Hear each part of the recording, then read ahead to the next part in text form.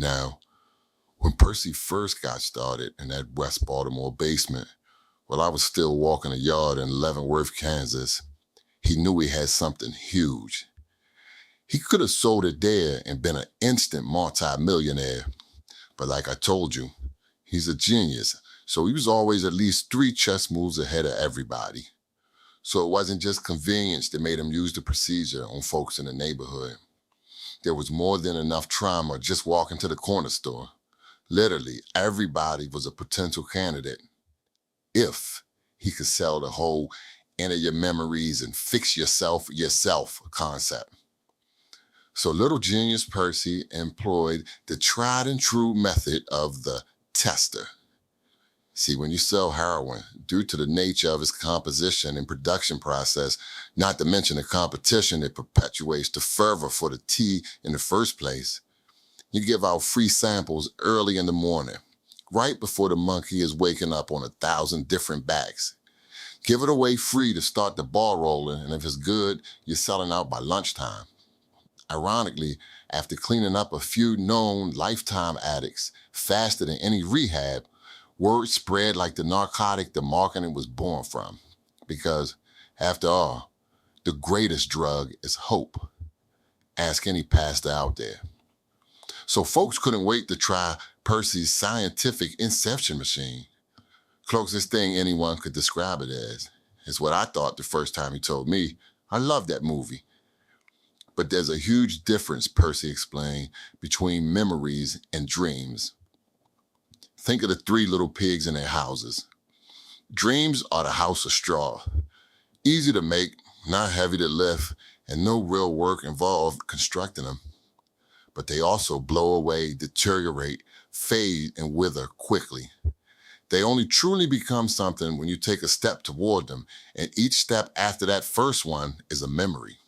And memories are the brick house, a steel vault actually, that the foundation of who we are is built from. Dreams are imagination. Memories are facts we've lived through. And no matter how much they fade, they always file away somewhere. Think about it. There's 86,400 seconds in a day. Take out 8 hours worth for sleeping, and you got 57,600. Now multiply that times 365 days, and you get 21,024,000 seconds in a year. Well, each millisecond within a second, we create new memories just by waking up and living. Some boring, some big, but always being made.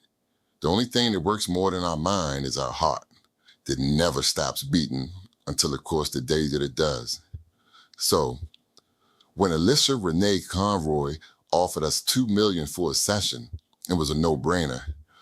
We've seen every trauma under the sun twice, like paramedics working night shift in a big city. And that was our first mistake, our assumption. So as she and I in another room entered the CER chamber, I was looking to get my quick $20K payday, plus a bonus, I'm sure, for 2 hours of work. We've been booked months ahead, so even on the slowest week ever, I'm clearing $5,000 after taxes.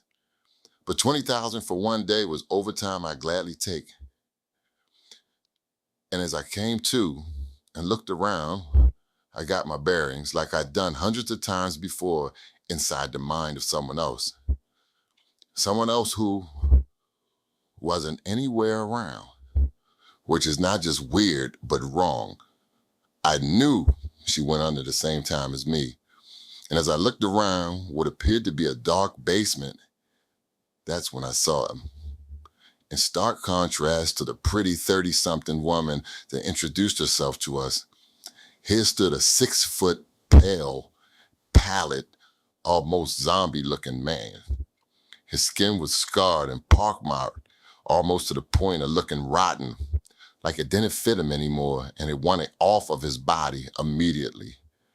He wore dirty overalls with yellow-stained teeth that showed as he grinned and spoke. "You look so surprised. Not what you expected, huh? You have no idea. Well, come on. You're just in time. Today's my birthday.